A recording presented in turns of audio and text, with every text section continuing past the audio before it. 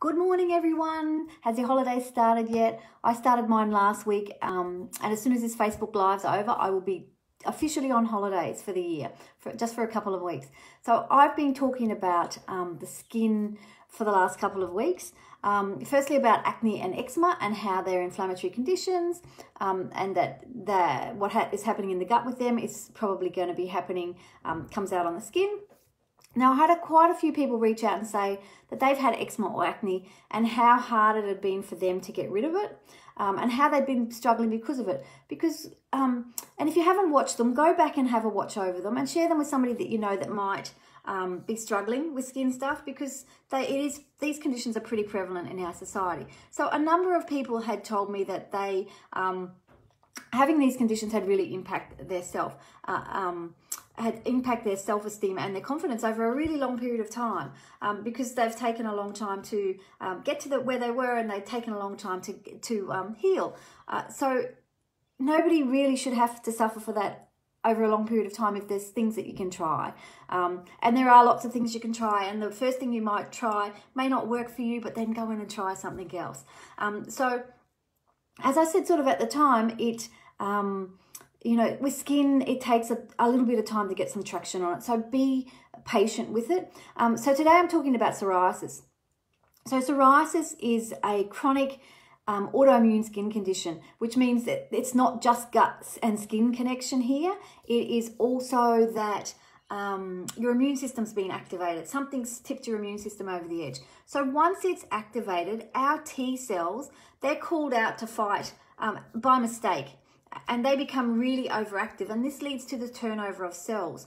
So the difference between normal healthy skin and cirrhotic skin is normal healthy skin cells turn over about once a month.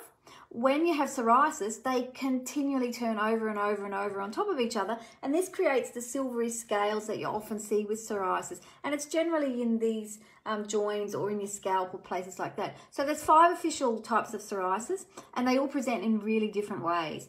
For some of them, it can lead to inflammation of the joints as well. So it's not just about what's happening with your skin, especially when there's an autoimmune component. You get lots of other symptoms as well.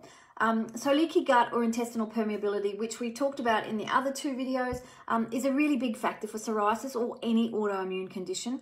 So the leaky gut is a really big trigger for the immune system. So we need to find out what's causing that. So some common symptoms we see with psoriasis are plaques of red skin that's sometimes covered by little white or silver scales, lots of loose skin, or lesions that can be really painful and itchy, and it's generally really dry. Dandruff on the scalp as well. Nails that detach from the nail bed is common with psoriasis, or nails that are really pitted can also be psoriasis. And it can be found in lots of places, like I said before. In the common areas are in the elbows and behind the knees and things like that, but you can get it on your palms, on the soles of your feet. I've seen lots of people with it in their hair and in their back of the head. So some of the things you need to be looking for are immune dysfunction. So what's triggered your immune system? Is it food you're eating? Is it an infection? I don't know what vertigo is, Shirley. I'm just looking at your question. Let me come back to that. So things like guttate psoriasis, that happens after you have a strep throat infection generally, and that will generally go away if you can get it under control. Food plays a big part in this, at getting that one under control. Hormone changes can tip your gut over, so you have an immune response. Low vitamin D, and we've all been inside this year for a lot. So if you haven't had your vitamin D checked, go and do that at some stage. High emotional stress. It has been a really, and it continues to be a really high emotional stress period where we're all we're at home, or we're going out, and then we're back at home. So that takes quite a toll emotionally on our body. So think about those sorts of things. And poor liver function. If you're having, 3 or 4 glasses of wine to wind down every night, and 4 or 5 glasses of coffee the next day, cups of coffee, your liver's going to be impacted on that. So, think about those things, because they're the things that will generally tip you over into autoimmune. Make sure you're really well hydrated. Skin needs water, and so does your gut. We really need lots of water all the time. So reduce the stress in your life, because we know that exacerbates an already activated immune system. And diet, find out what is triggering you. And this is really a difficult one for a lot of people because you don't know where to start. So I do a Hair 500 test, which is a really great place to start, because then you don't have to cut out all the foods. But when in an autoimmune condition, there is really good research around, because your immune system's been activated, that we should avoid gluten and possibly dairy for some people as well, not necessarily everybody, but for some. And make sure you're digesting the foods really well. You might need a digestive enzyme to help with this, because if you feel like food's continually sitting in your stomach all the time, that will go on to lead to problems. You know, so ideally, like all the other skin conditions that I've talked about over the last 3 weeks, you need to be lowering the inflammation levels that's in your body.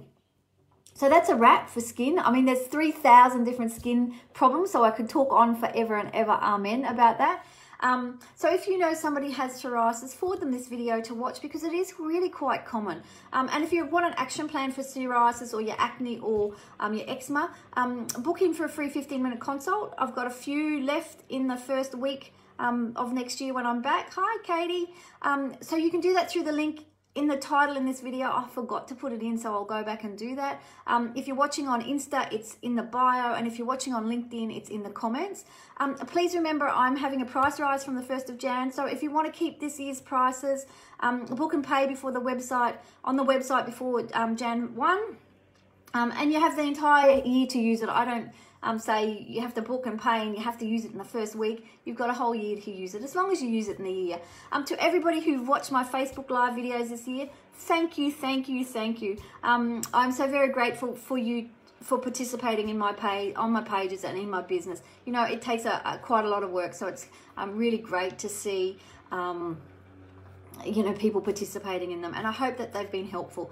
And to all the lovely souls who have come to see me this year and have worked really hard on your health this year, your rewards are all you. You know, the amount of work and perseverance some of you have is absolutely astounding to me. It makes me teary.